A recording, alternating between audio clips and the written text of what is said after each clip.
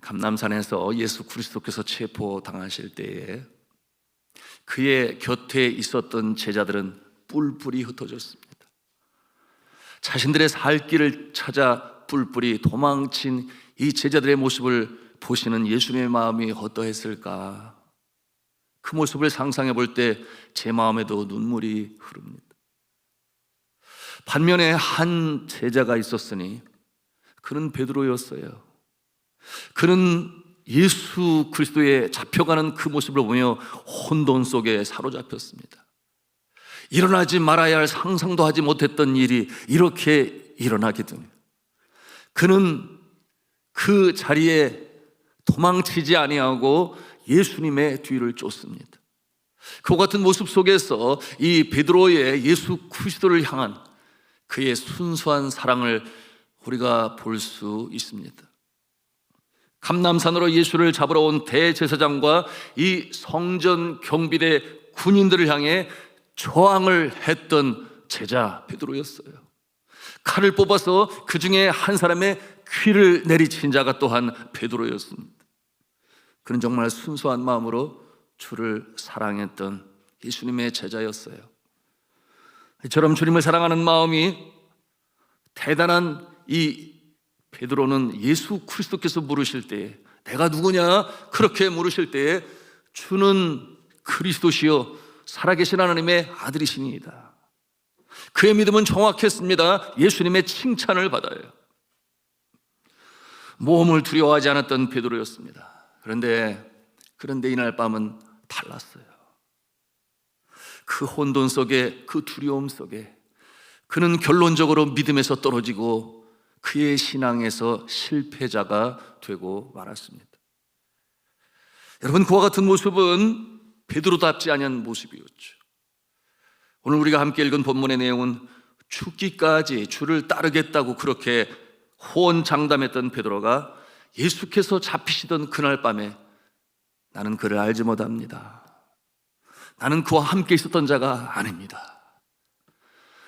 3번씩이나 예수 그리스도의 제자임을 부인했던 이 베드로.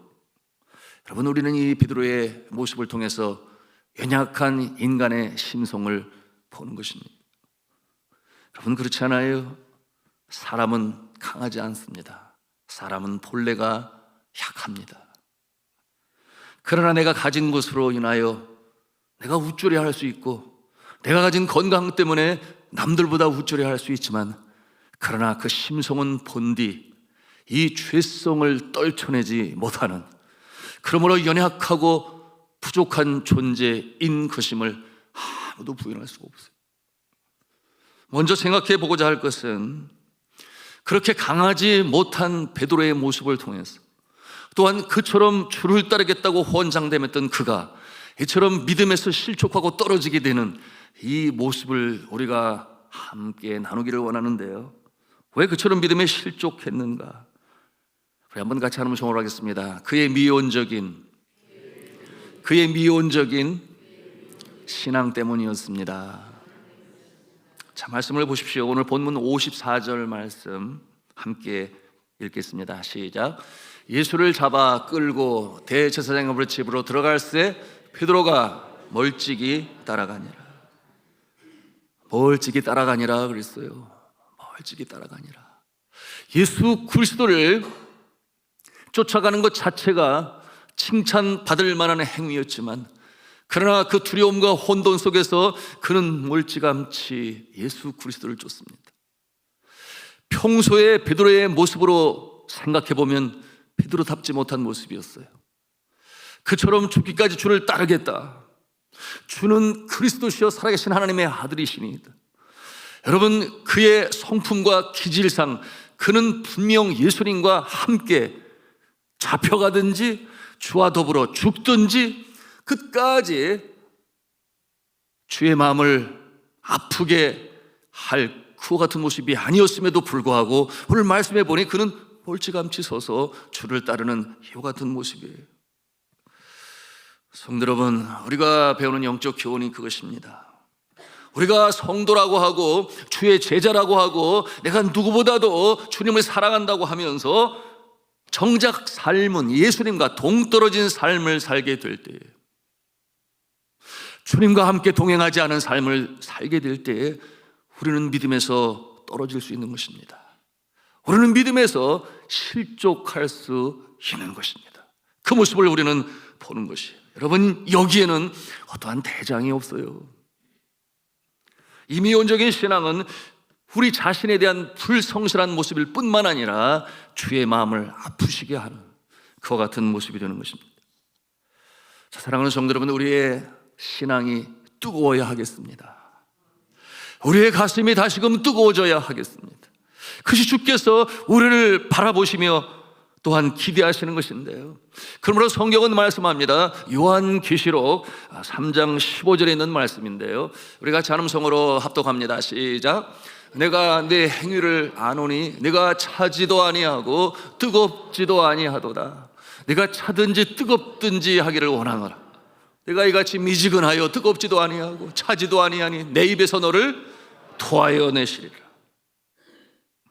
우리가 이 고난 주간에 새벽으로 기도하면서 주님 앞에 간절히 간구해야 할 것은, 주여 내 가슴이 다시금 뜨거워지게 하여 주옵소서. 나의 신앙이 뜨거운 열정으로 회복되게 하여 주옵소서. 그러므로 주와 더불어 동행하는 인생, 어떠한 장애물, 어떠한 시련, 어떠한 고난, 어떠한 압박 속에서도 주와 더불어 동행함으로 믿음에서 떨어지지 아니하고 믿음에서 실족하지 않게 하여 주옵소서. 이와 같은 기도가 되기를 바라며, 또한 이 기도를 들으시는 주님의 응답이 있기를 주님의 이름으로 축원합니다. 그러면 그처럼 믿음에서 떨어진 후에 이 베드로의 이 회개를 함께 살펴보기를 원하는데요, 여러분, 세 번째 나는 예수를 모른다고 고백한 그 대화 중에 이제 새벽 이 회를 치며 이 울어대는 닭 울음소리를 듣습니다. 그 울음소리를 듣는 순간 그때서야 베드로의 정신이 바짝 듭니다. 내가 지금 무슨 짓을 했던가? 예수 그리스도께서 하신 말씀, 내가 닭이 3번 울을 때에 닭이 올 때에 내가 나를 3번 부인하리라, 이와 같은 말씀이 생각이 나서 그가 정신을 차리고 보니 이미 자신은 그처럼 주님을 부인한 믿음에서 떨어진 자의 모습이요, 신앙의 실패자의 모습이 되었던 그 현실을 직시하게 된 것이었어요. 여러분, 자신이 하지 말아야 할 그 짓을 하고 나서 이제는 가슴이 무너지죠. 헉장이 무너져 내렸습니다.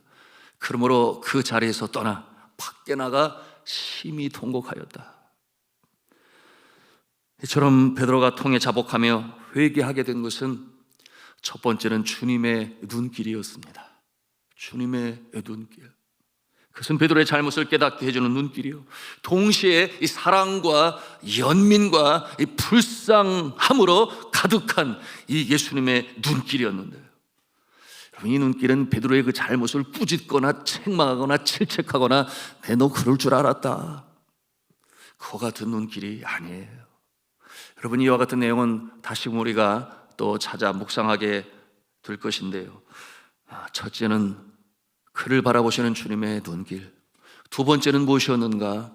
그것은 바로 예수 그리스도께서 그에게 주신 그 주님의 음성 때문에 그가 회개의 자리로 나아갈 수가 있었습니다.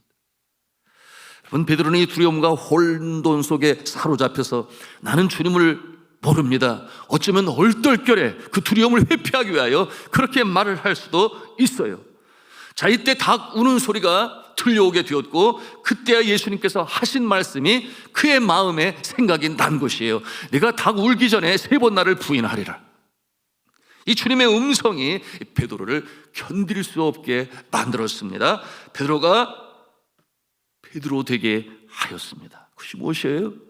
주님께서 주셨던 음성, 주님께서 하셨던 말씀, 그것이 그를 회개의 자리, 통의 자복의 자리, 그러므로 그 가운데 다시금 그 심령 가운데 주를 향한 사랑과 내가 있어야 할 자리를 제대로 찾아가는 그 모습을 우리가 보는 것이에요.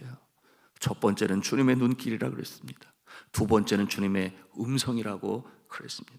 자, 사랑하는 성도 여러분, 우리가 예기치 않은 일로 인하여 믿음에서 떨어질 때가 있어요. 예기치 않은 행위로 인하여 너무나 자신에 대해서 실망을 하고 내가 어쩌다가 이와 같은 일을, 이와 같은 이 자괴감에 빠질 때가 있습니다. 그럼에도 불구하고 여러분, 주님을 피하시지는 마시기를 바랍니다. 주님의 눈길을 피해서는 아니 돼요. 그 주님의 눈길은 이 험한 세상, 전쟁터 같은 세상이었어요. 여러분, 우리는 넘어질 때가 있어요. 내가 바라지 않아도 그 같은 상황에 처할 때가 있습니다. 그럴 때 어떠한 모습이 있습니까? 여러분, 그와 같은 모습으로 인하여 자신에게 실망을 하고 그것으로 인하여 너무나 고민하여 죽게 되었으니 극단적인 선택을 하는 자들이 있는가 하면, 그런가 하면은 그와 같은 모습으로 인하여 나는 틀렸어, 나는 주님 앞에 설 만한 존재가 아니야, 그냥 세상으로 떠나서, 그리고 그의 인생 속에 거룩이 사라지고 신앙은 사라져서 완전히 방황하고 유리하여 인생의 길을 잃어버리는 존재, 캄캄한 영혼의 밤에서 헤어나지를 못하는 존재, 왜 없겠습니까?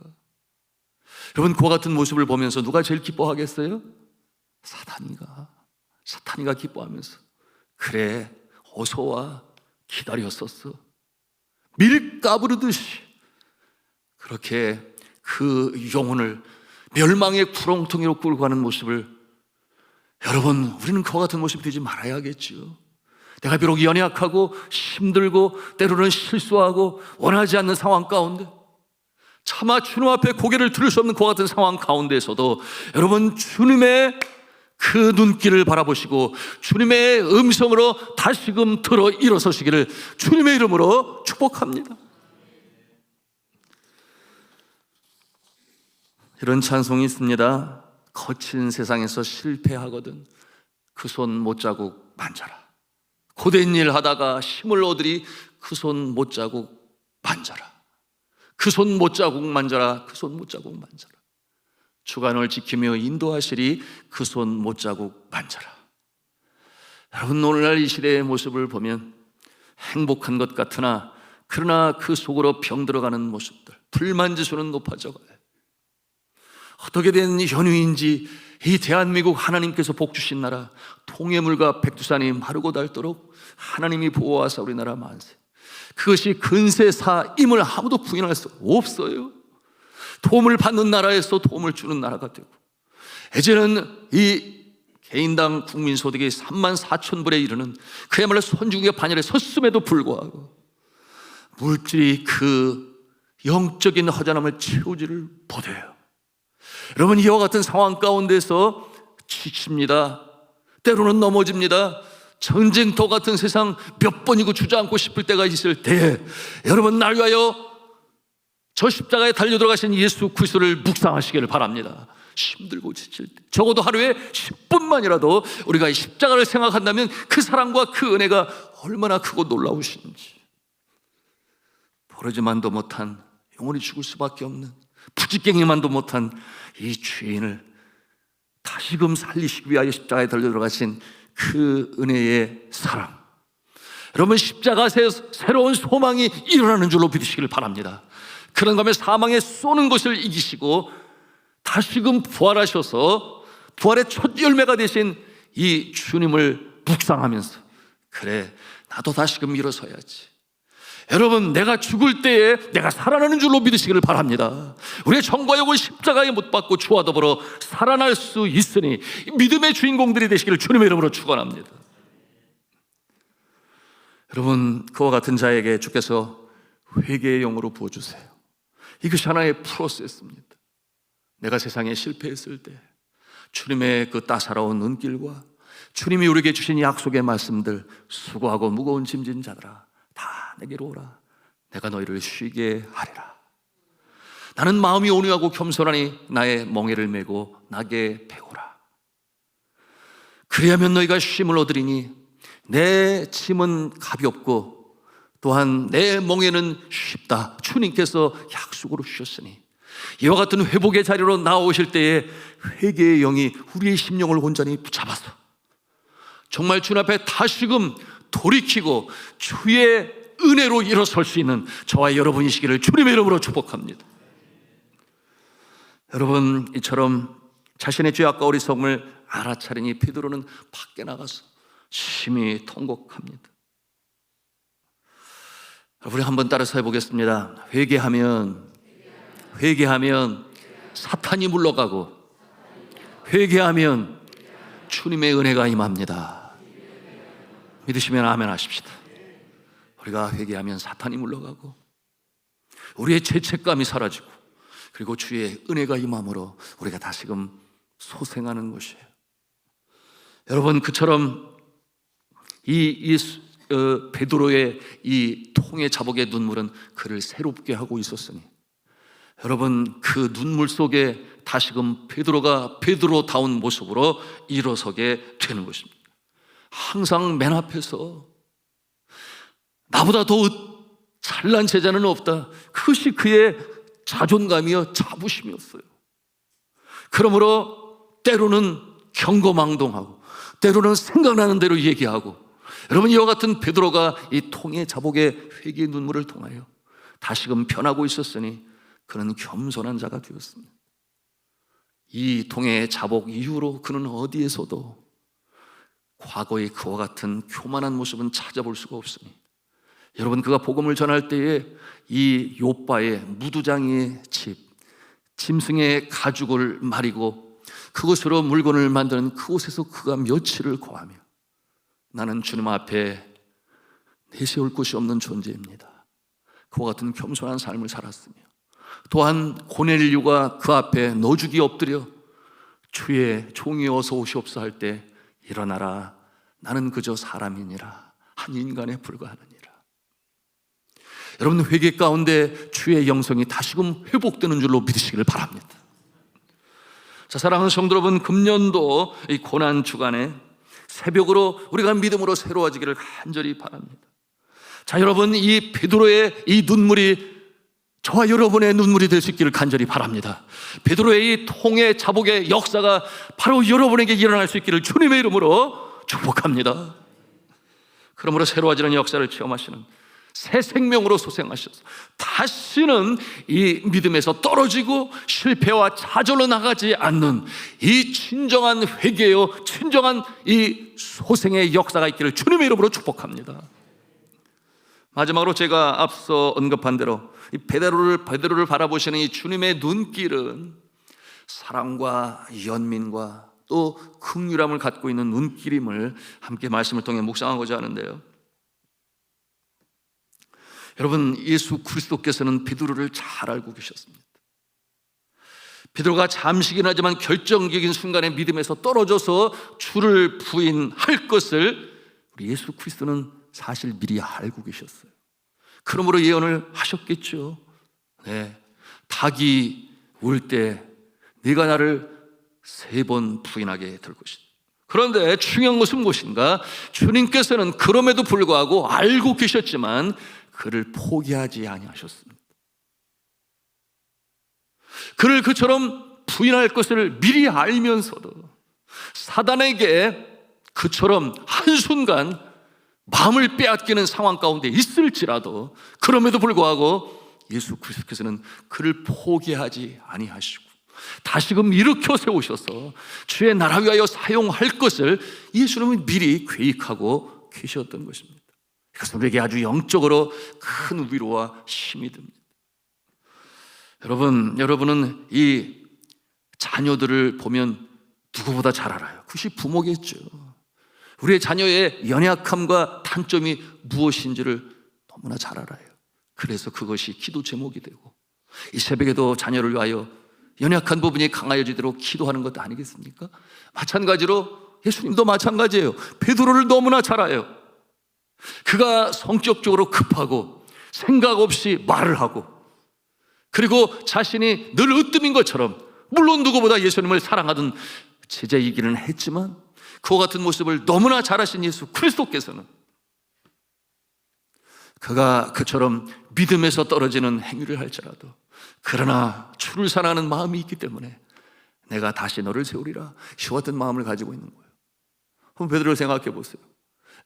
변화산에 올라갔을 때 예수님이 그 영광 중에 빛나는 세마포 옷을 입고 좌우에 율법의 대표자인 모세와 선지자의 대표자인 엘리야가 서 있고 이와 같은 상황 가운데 너무나 감동을 받고 좋았던 이 베드로는 어떻게 합니까? 주여 여기가 좋사오니 초막셋을 짓되 하나는 주를 위하여, 하나는 모세를 위하여, 하나는 엘리야를 위하여 지었으면 좋겠습니다. 이와 같은 고백을 해요. 그런데 정작 성경은 말하기를 그가 무슨 말을 하는지 자신은 몰랐다 그랬어요. 이와 같은 모습이 베드로의 모습인 것입니다. 여러분, 이러한 베드로의 기질과 성품을 너무나 잘 아시는 예수 그리스도께서 실패하실 것을 아셨기 때문에 그가 낭망하여 사단이 밀가부르듯 그렇게 베드로를 요청했을 때 차라리 베드로를 포기하고 나에게 넘겨주세요 라고 사단이 예수 그리스도에게 요청했을 때 예수님이 들으십니까?